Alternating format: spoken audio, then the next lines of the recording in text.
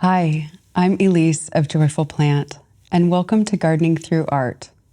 I help artists cultivate sustaining brands with my Gardening Through Art method. Let's get started.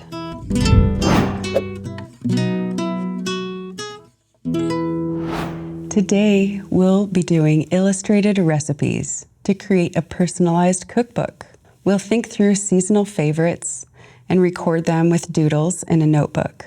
This can be valuable for ease of meal planning and sharing favorite recipes. It can also be helpful for people who are new to cooking or for children.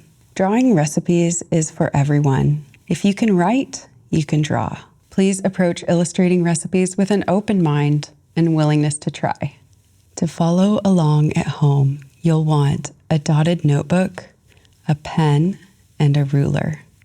A few recipe cards, a seasonal produce list, or a favorite cookbook can inspire ideas. Start your new notebook with a dedication on the front page. This allows you to set an intention.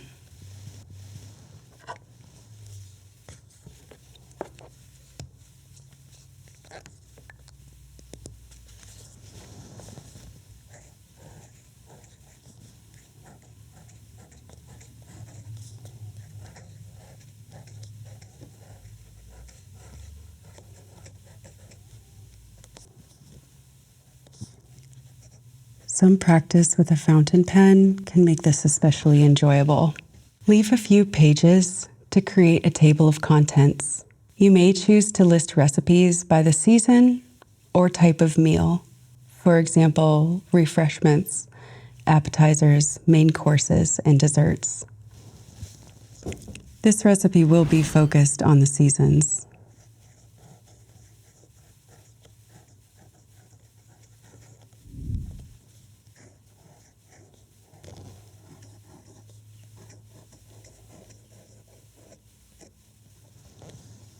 On a new page, we will create a seasonal guide. You can draw a line for the title at the top and a line in the middle horizontally,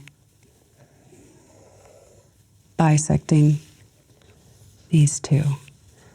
Then we draw another line down the middle, creating quadrants.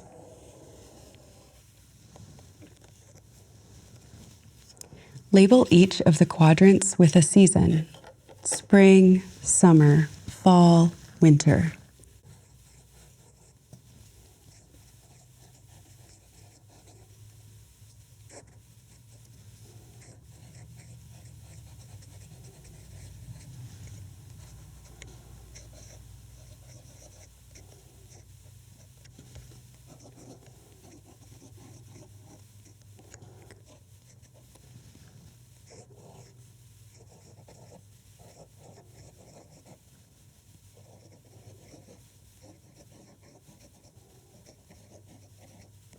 This allows the cooks to create specialized meal plans for every season.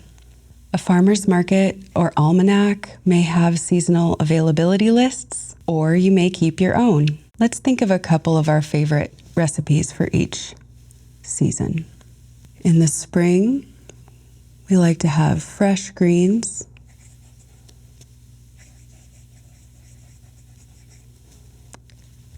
fresh pea soup,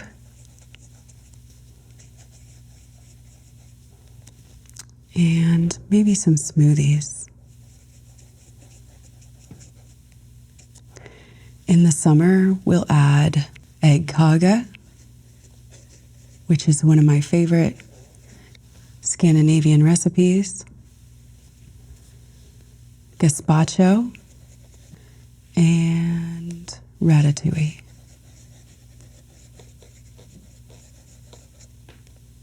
In the fall, we might have squash soup, pork roasts, and pumpkin pie. And in the winter, we'll have stew, pizza, and hot cider. Choose one recipe to begin. I will choose one of my favorite versatile recipes, egg kage. Egg kage is a Scandinavian breakfast traditional in my family and many others. Its ease of assembly makes an approachable recipe for all ages. Egg kage can be served hot with savory ingredients like meat, cheese, and vegetables, or it can be eaten sweet with fresh fruit and honey. It can also be chilled and packed for picnics and lunches. Let's get comfortable with doodling simple shapes for icons. You can use a scrap piece of paper or a page in your notebook to doodle circles, ovals, teardrops,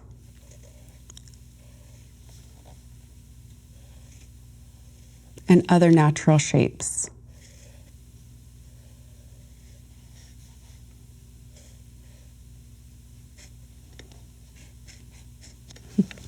On a new page, list the recipe title on the top. Divide the page into 3 parts, like an upside-down T. Think of the ingredients and list them in the first section on the left.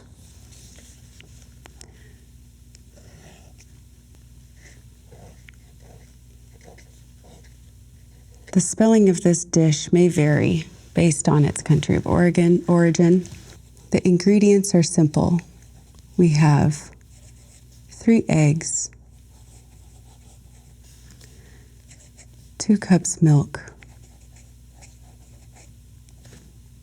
and 1 cup flour. We add a pinch of salt, a half a stick or so of butter. In case it is going to be a sweet recipe, you can certainly add a dash of vanilla. Leave a space to draw small icons of each ingredient. This can be simple, and it does not have to be anything to do with perfect. It's just something to help you remember.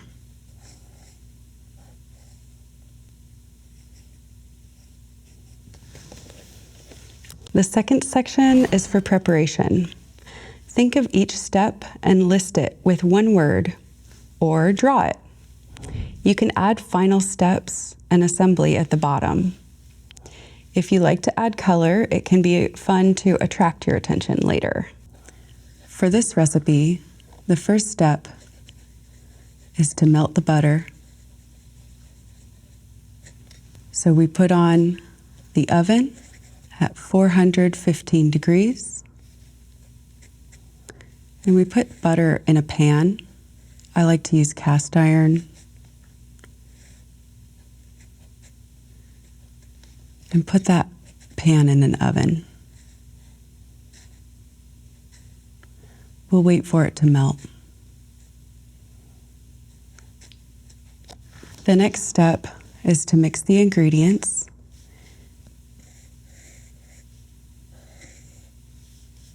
So we draw a bowl. We'll crack our 3 eggs.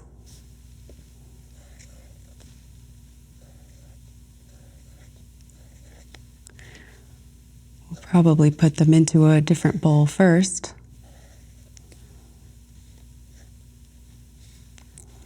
And then mix it in.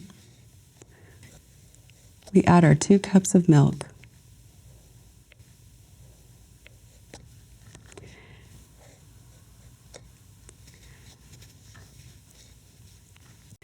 And we add our 1 cup of flour.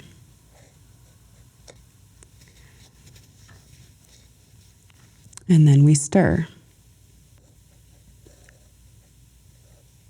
Here's the whisk. You can use a pastry whisk so it doesn't clump, or you can use a fork. The third step is to pour the mixture into the pan once the batter has melted. So we'll pour the batter in a circular direction in the pan.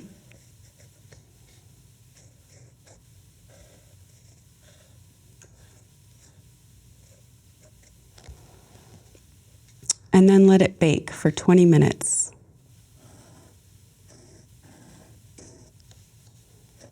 Here's our little oven.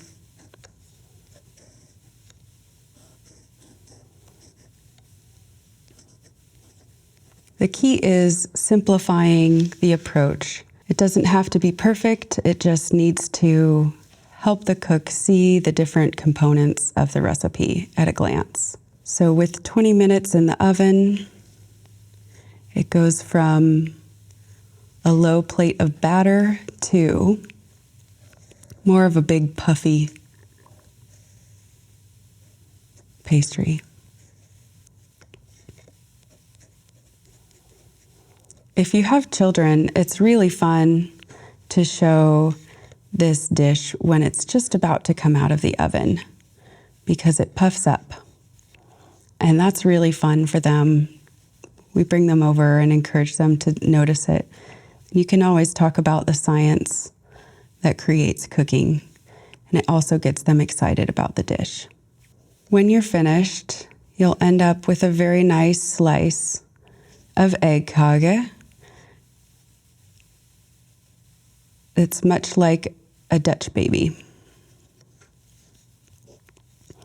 And this can be really good with syrup or honey,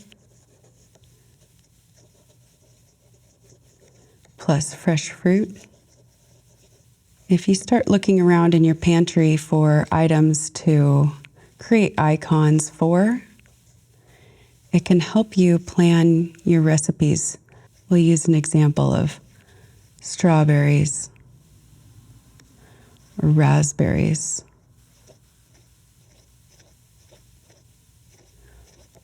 One of the wonderful things about this area is how many fresh fruits we have to choose from, especially berries. This is a wonderful crowd pleaser of a food. It can be done in a small amount of time, and it has some protein and is able to be transported. As you build your illustrated cookbook, you will be investing in yourself. An illustrated cookbook allows home cooks to glance through pages and meal plan with ease. Taking it a step further would allow people to create a page with meals at a glance. Life recipes can add value and depth to each day, as well as communicate with others how you want things done. Creating illustrated recipes for the whole family has limitless potential and can help grow communities in collaborative harmony. I hope you enjoyed and learned something. Thank you for watching. Please visit joyfulplant.com for more activities and resources. You are invited to add your illustrated recipes to Instagram with the hashtag #GardeningThroughArt to share ideas and build our community. Thank you for watching Gardening Through Art.